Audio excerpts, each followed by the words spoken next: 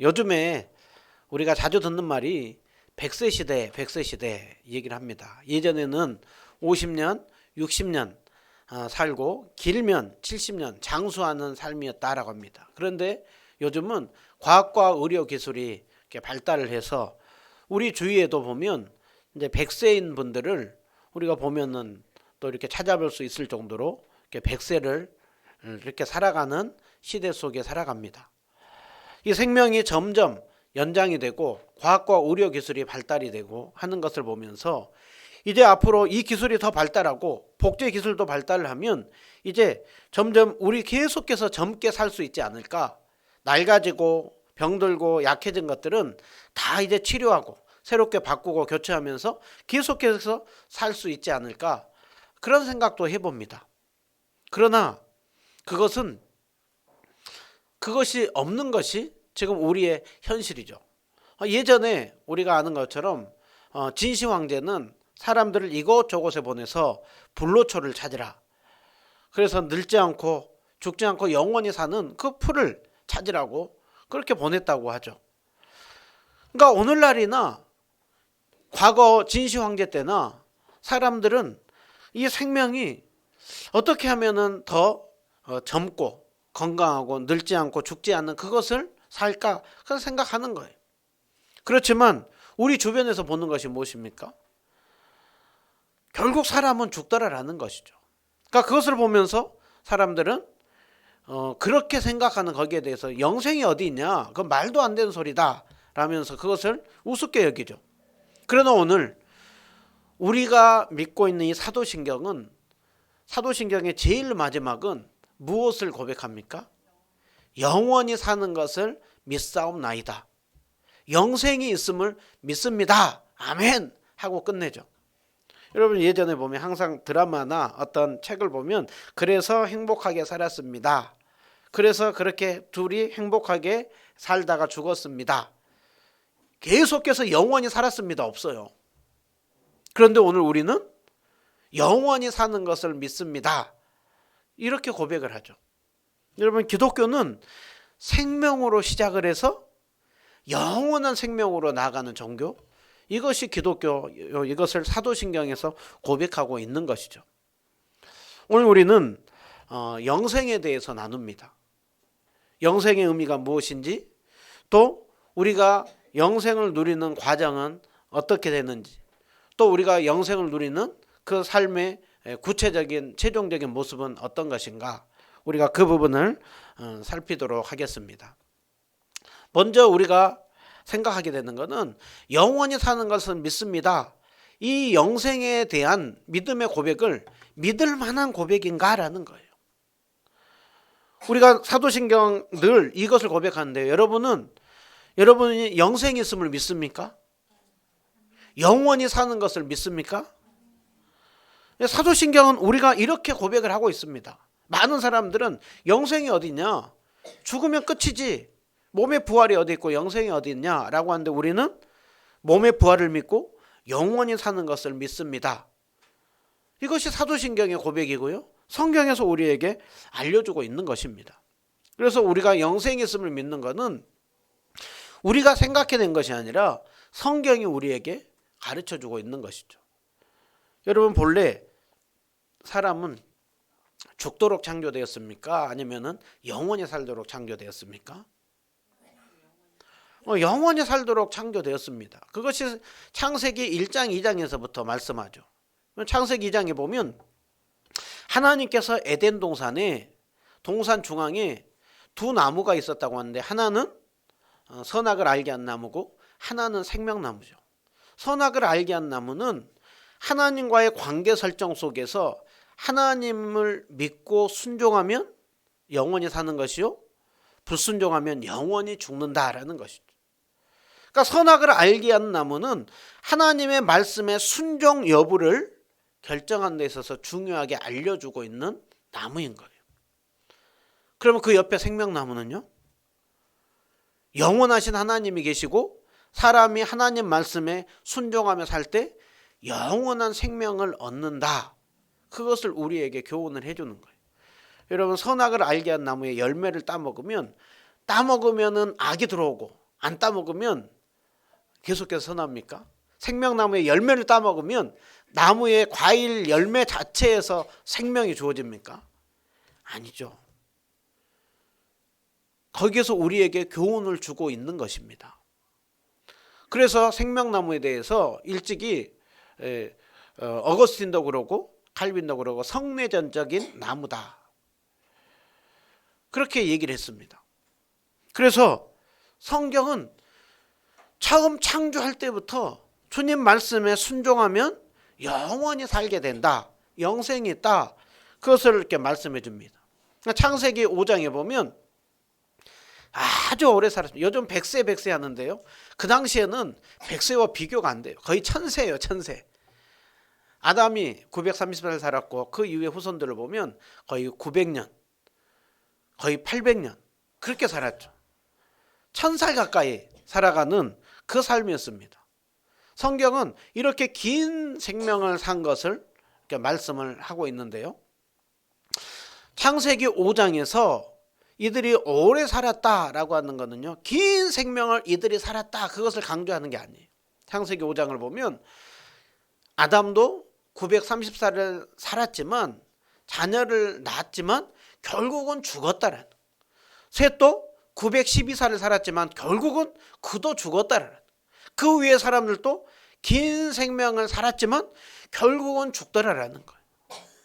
여러분, 하루살이가 있잖아요. 굉장히 짧은 살아가요. 하루살이에 비해서 또 1년 살아가는 동물들이 있죠. 거기에 비해서 우리는 굉장히 오래 살아가요. 예전 50, 60년에 비해서 100년은 긴 시간입니다. 그런데 우리 지금 저분들 나온 분들에 비하면 우리는 너무 짧은 삶이에요. 그런데 저들과 우리의 공통점 무엇입니까? 결국은 죽더라라는 거예요. 짧은 시간이냐 긴 시간이냐 차이지 결국은 죽더라라는 거예요.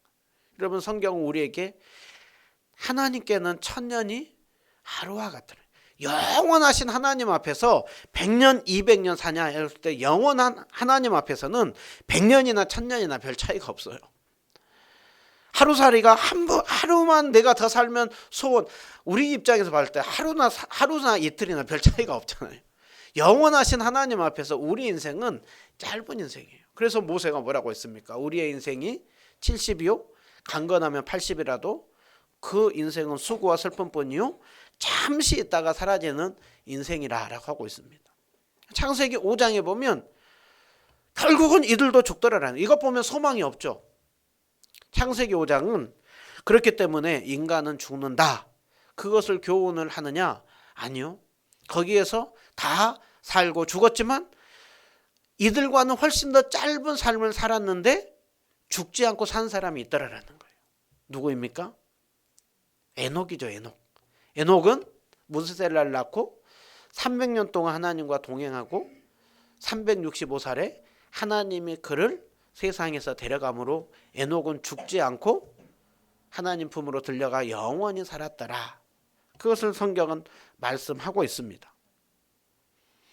그래서 창세기 5장은 사람은 그러니까 결국 죽는다, 그것이 아니라 그 가운데 믿음에 산 사람들이 있고 그 중에 에녹을 한 사람의 샘플로 보여주면서 사람은 죽는 것이 당연한 것이 아니라 죽지 않고 믿음으로 영원히 살게 된다, 이것을 우리에게 교훈을 하고 있는 것입니다. 그러기에 우리는 영원히 사는 것이 있음을 믿습니다. 오늘 또 고백을 하는 것이죠. 그러나 우리가 죽는 이유가 무엇입니까? 죽음이 찾아온 이유가 무엇입니까?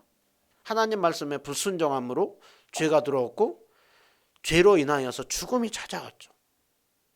그런 우리에게 주님은 오늘 또 우리에게 영원히 살 수 있는 길을 열어주셨죠. 바로 예수 그리스도를 보내주심으로 영원히 살 수 있는 길을 열어주셨습니다. 하나님이 세상을 이처럼 사랑하사 독생자를 주신 이유가 무엇입니까? 멸망치 않고 영생을 얻게 하려 하심이라 말씀하죠. 아들을 믿는 자는 영생이 있고 아들을 순종하지 않는 자는 영생을 보지 못하고 진노가 머물러 있다. 그래서 예수님께서 말씀하죠. 내 말을 듣고 또 나 보내신 이를 믿는 자는 영생을 얻었고 심판에 이르지 아니하니 사망에서 생명으로 옮겨졌다. 여러분, 성경은 우리에게 끊임없이 믿는 자마다 영생이 있다, 영원히 살게 된다. 이것을 창세기에서부터 오늘 또 예수님의 말씀을 통하여서 우리에게 교훈을 해주고 있습니다. 그러기에 여러분, 죽는 게 자연스럽고 당연한 게 아닙니다. 죽는 것은 범죄로 인하여서 일어난 결과입니다. 우리는 죽어도 살겠고 영원히 믿는 자는 죽지 아니하리라.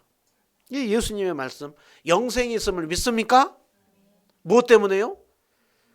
성경이 우리에게 약속하고 하나님이 창조할 때부터 우리에게 죽음이 자연스러운 것이 아니라 영생이 당연한 것이다. 이것이 바로 기독교 생명의 종교인 것이죠. 자, 그러면 우리가 영생이란, 영원히 산다고 하는데 영생이란 무엇일까요? 우리가 쉽게 얘기하면 죽지 않고 영원히 사는 것을 생각을 하죠. 우리가 영생을 생각을 할 때 우리는 시간적으로 죽지 않고 영원히 산다. 맞습니다. 그런데 우리는 이것을 시간적으로만 생각을 할 때 또 한편으로 영생은 언제부터 시작되느냐라고 했을 때 우리가 죽고 난 이후부터 영원히 사는 것으로 생각을 합니다. 그런데 여러분, 악인도 영원히 삽니다. 우리만 영원히 사는 것이 아니라 악인도 영원히 살아요.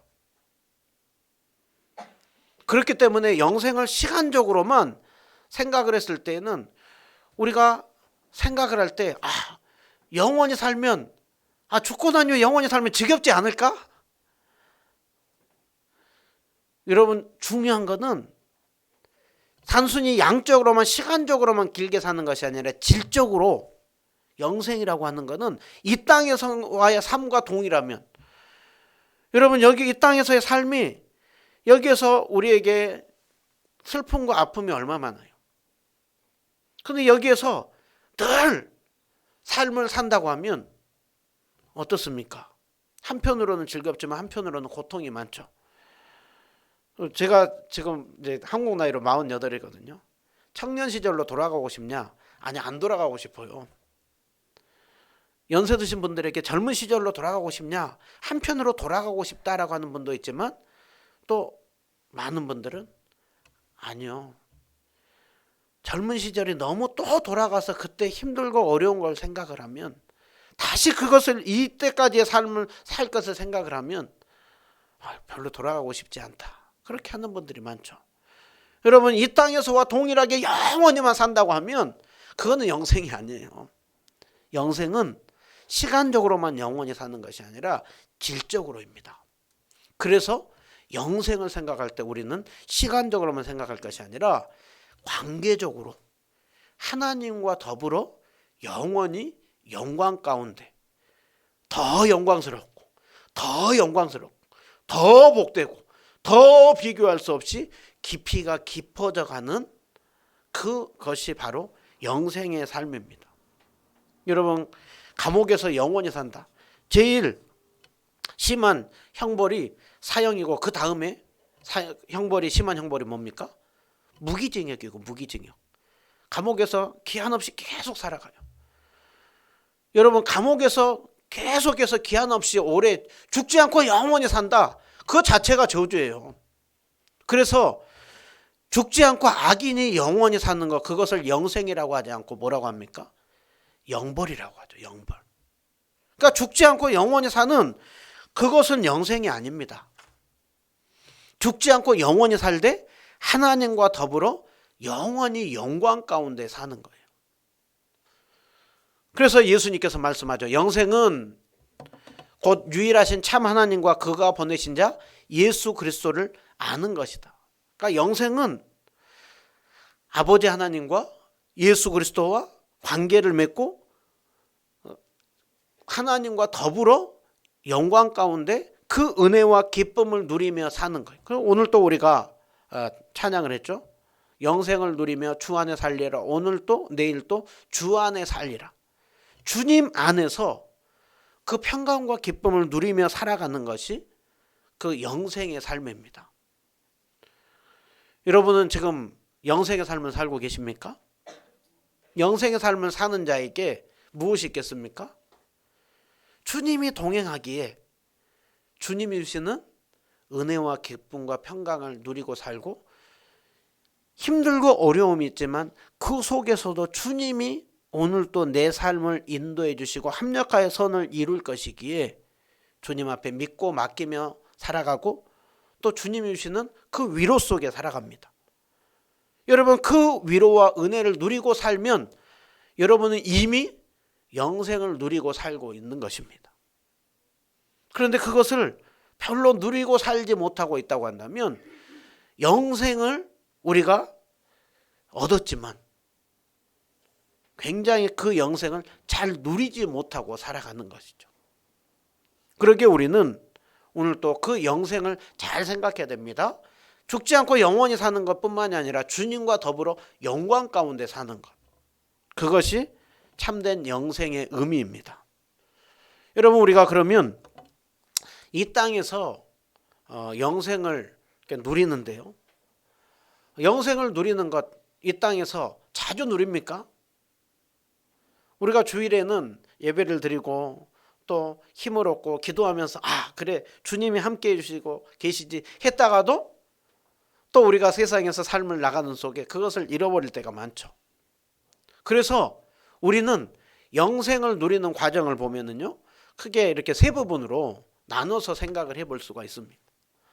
이 땅에서 우리가 누리는 영생과 또 우리가 중간 상태에 있을 때, 지난주에 중간 상태에 대해서 얘기를 했죠. 낙원에서 우리가 누리는 영생과 최후의 상태, 예수님이 재림하여 오실 때 우리가 누리는 영생은 그 의미가 조금 다르다라는 거예요.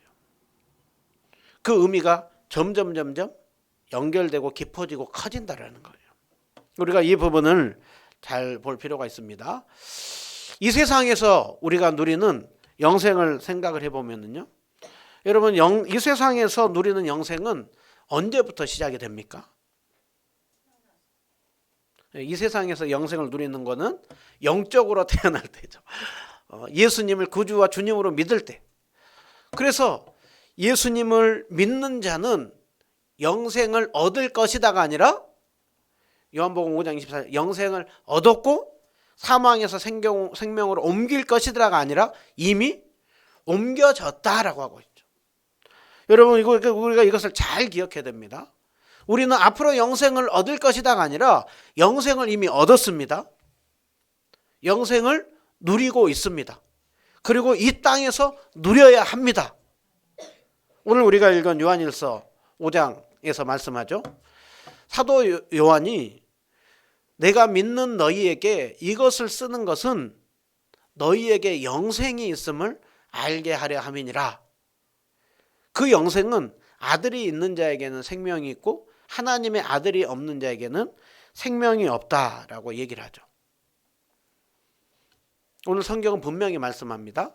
믿는 우리에게는 영생이 있고 이미 생명을 가지고 산다라는 거예요. 그러기에 우리는 확신하면서 사는 것이죠. 영생을 확신하면서 사는 그 삶, 거기에는 우리가 죽어도 살겠고 또 그 살아서 믿는 자는 영원히 죽지 아니라라고 하는 이 약속의 말씀이 있죠. 그 삶은 그때부터 주님과 동행하는 삶입니다. 여러분 그러기에 이 확신을 가지고 살 때 우리에게 힘들고 아픔이 있을지라도 주님께서 우리를 지키시고 동행하시고 보호하실 뿐만이 아니라 죽음 이후에는 더 영광스럽고 우리 예수님 재림하여 올 때는 더 영광스러울 것이다 라고 하는 이 신앙의 고백이 있는 것이죠. 여러분 이 고백이 있는 자는 고린도후서 4장 16절 우리 한 목소리로 우리 읽어보도록 하겠습니다. 시작. 그러므로 우리가 낙심하지 아니하노니 우리의 겉사람은 낡아지나 우리의 속사람은 날로 새로워지도다. 아멘. 여러분 아멘입니까? 이 고백이 진짜 우리의 고백이 돼야 돼요. 우리의 겉사람은 낡아지지만 나는 약해지지만 나는 여러 가지 힘들고 어려움이 있지만 오늘 또 주님 안에서 동행하는 나에게 평안함이 있도다. 내 영혼 평안해. 내 영혼 평안해. 내 평생에 가는 길 늘 잔잔한 강강 같든지 힘들고 어려움이 있을지라도 그 주님이 함께하기에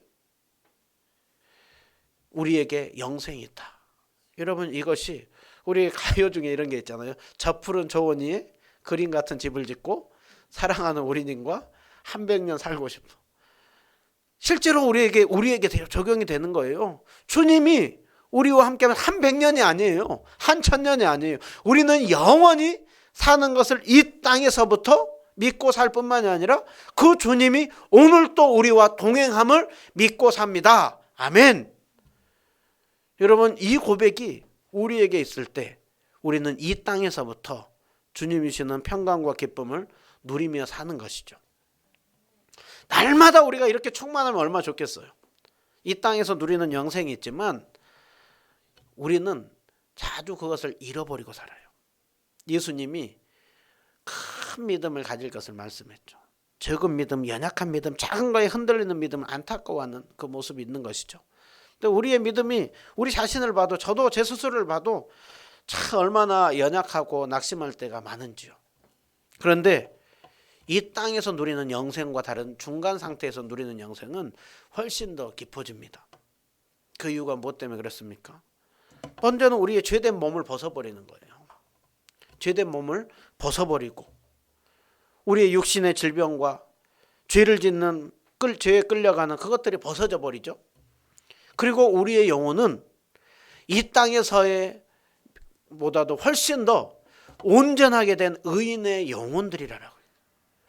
그러니까 우리가 죽음 이후에 그 우리의 영생의 상태는 우리의 영혼이 영화롭게 되는, 훨씬 더, 그래서 주님을 향하여서 그때는 우리의 믿음이 연약해지지 않아요. 흔들리지 않아요. 낙심해지지 않아요. 그래서 그곳이 바로 낙원에서 누리는 그 영생은 더욱더 그 영광 가운데 들어가는 것이죠. 그래서 신자인 우리의 삶에 대해서 뭐라고 말씀합니까? 요한계시록 14장 13절을 보면 주 안에서 죽는 자들이 복이 있도다. 그 이유가 뭐 때문에요? 모든 수고를 그치고 쉬리니. 모든 수고를 그치고 쉰다는 것은 아무것도 안 한다는 게 아니에요. 어떤 사람들은 예전에 이것을 착각을 해서 우리의 영혼 상태가 잠들어 있다, 그 영혼이 수면을 취하고 있다, 아니면 영혼이 의식이 없다라고 얘기를 해요. 아닙니다. 낙원에서도 우리의 영혼은 명확하게 선명합니다. 그 거지 나사로와 그 부자가 낙원과 그 음부에 갔을 때 그들의 그 영혼은, 그 부자는 음부에서 고통을 겪었어요. 나사로는 그 영광 가운데 거기에서 그 영혼이 기쁨을 누렸어요. 낙원에 있는 우리 영혼은 잠들어 있잖아요. 수고를 그치고 쉰다고 하는 것은 우리 그곳에서 더 참된 안식과 기쁨과 영광을 주님 안에서 누리며 산다라는 거예요. 그래서 이 땅에서보다 중간 상태에서 우리가 누리는 영생은 훨씬 더 큽니다. 종종 행복을 느꼈다고 한다면, 야, 이렇게 행복할 수 있을까? 라고 하는 걸 가끔 맛본 것을 우리는 중간 상태에서 더욱더 비교할 수 없는 그 영광을 계속해서 누리는 거예요. 다만 아쉬움이 뭐가 하나가 있다고 했습니까? 몸이 떨어져 있는 거. 몸과 영혼이 떨어져 있는 것이죠. 또 그곳에 가 있지만 또 아쉬움이 있다고 한다면 아직 완성되지 않는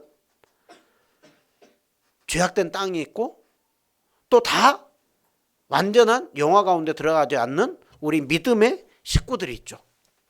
그래서 우리는 이 땅에서도 주님 나라 갔을 때 앞서간 성도들과 만날 것을 기다리지만 그 영생 가운데 들어가 있는 우리 앞서간 성도들도 우리와 만날 날을 기다리는 거예요.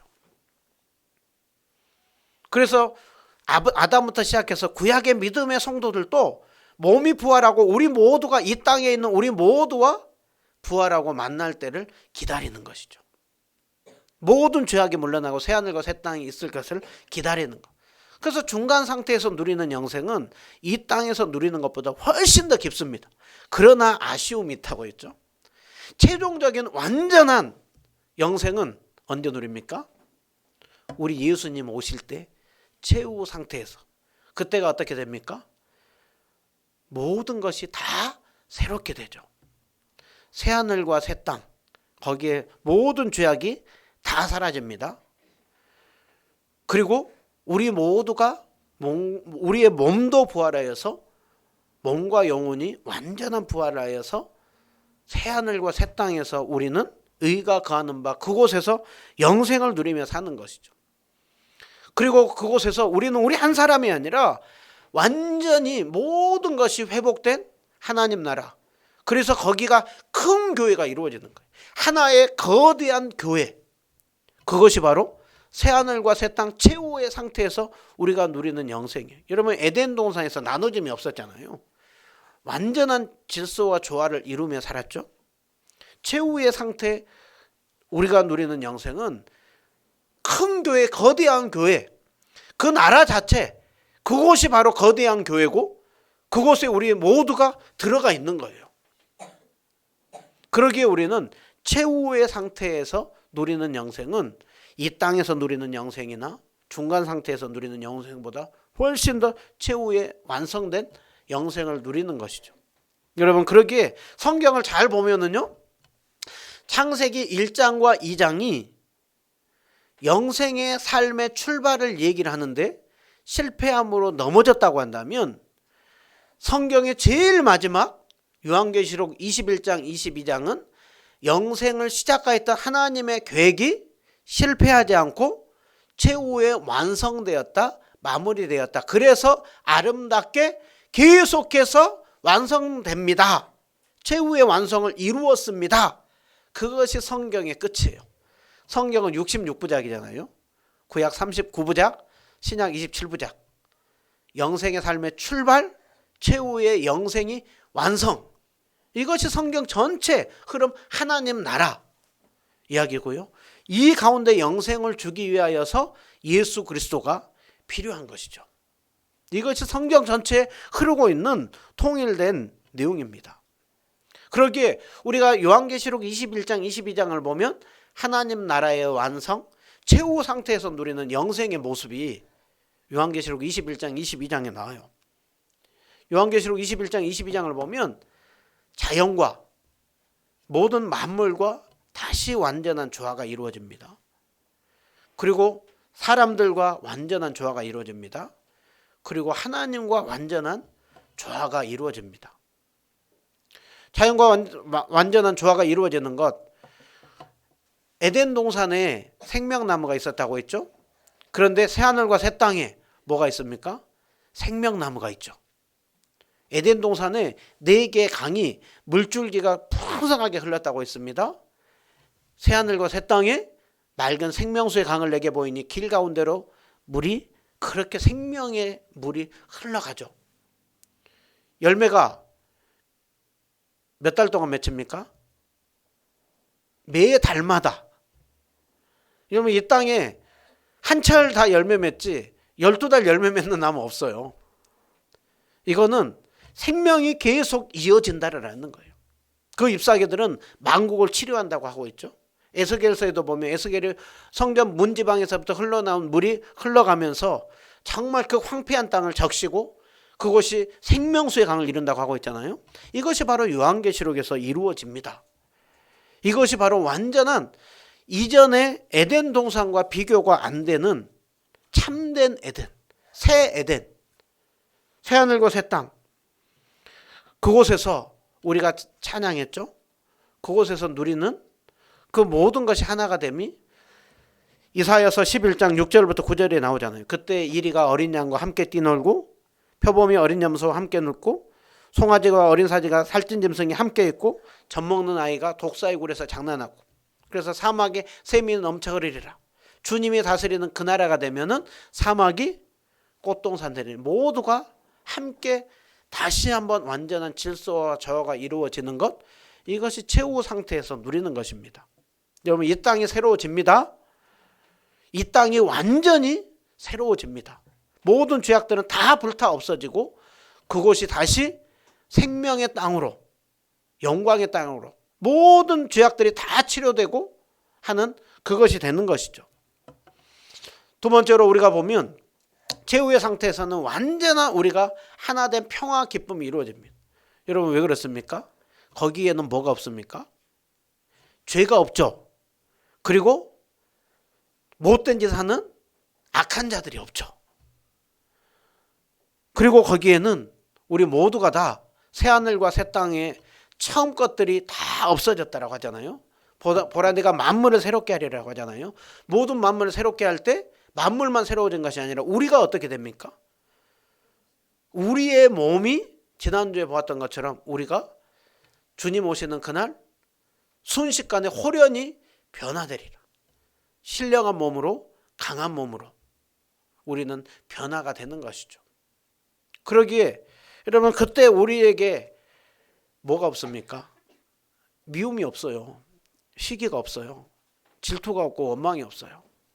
우리 가까이에 있는 서로를 보고 할 때 우리의 모습 속에 얼마나 참 못나고 뾰족하고 성도로서 참 보여야 되지 않아야 되는 모습들이 우리 마음속에 얼마나 많습니까? 그런데 그날이 되면 여러분 다 눈녹슨 녹습니다. 다 용서됩니다. 다 사랑합니다. 화목합니다. 그것이 새하늘과 새 땅에서 이루어질 일입니다. 무엇보다도 새하늘과 새 땅 거기가 왜 천국입니까? 주님 안에서 완전한 하나됨을 이루기 때문입니다. 그때는 하나님의 장막에 사람들과 함께 있고 하나님이 함께 있고 그 하나님과 얼굴과 얼굴을 맞대어 볼 것이라 라고 말씀을 하죠.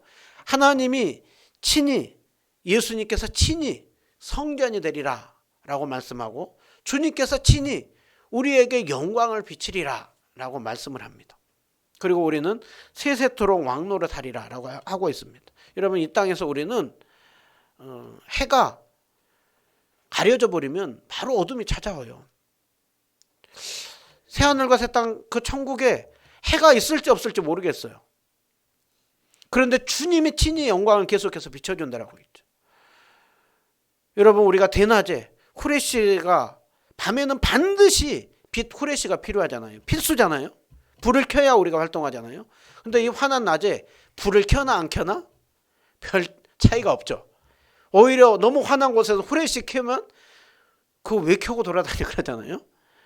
주님 나라 갔을 때 이 땅에서의 질서와 비교가 안 되는 영광스러움이 잠시 잠깐이 아니라 끊임없이 우리에게 비쳐요. 거기에서 우리는 영원히 왕노릇하며 사는 것입니다. 이것이 영원히 사는 것을 믿는다라고 하는 영생의 고백입니다. 여러분 이때가 소망이 됩니까? 이것이 사도신경의 마지막 고백입니다.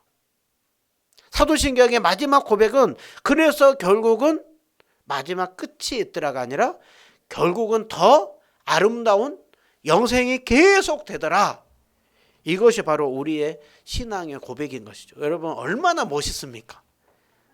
네, 사도신경의 끝은 너무 복되고 영광스러운 고백으로 끝이 납니다. 너무 지금 빨리 가면 안 됩니다.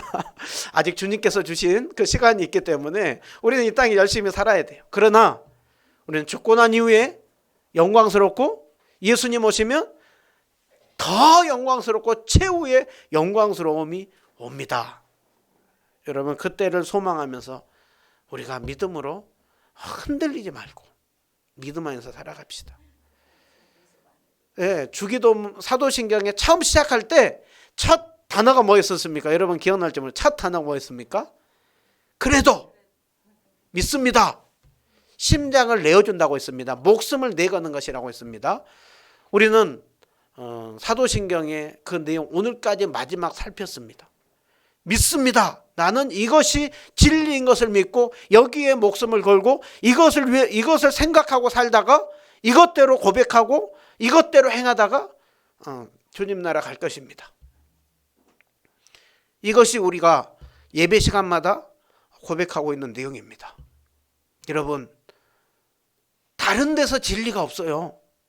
이것이 진리이기에 우리는 예배 때마다 고백을 하는 것입니다.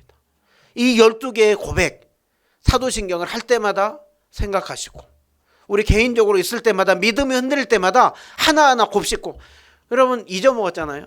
유튜브에 계속 올라가 있습니다. 보시고 하나하나 보면서 이것을 살려내고 이것이 살아날 때 누가 옆에서 뭐라고 해도 그 사람은 끝까지 나는 여기에 목숨 걸고 갑니다.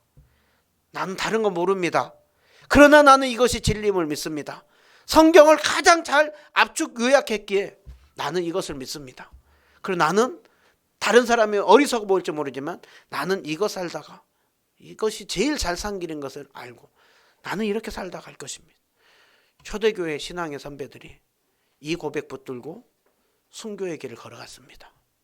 오늘 또 우리는 이 사도신경의 고백을 날마다 붙들고 주님 앞에 서는 그날 최후의 상태에서 누리는 그 영생의 삶을 사는 우리 모두가 다 되시기를 주님의 이름으로 축원드립니다.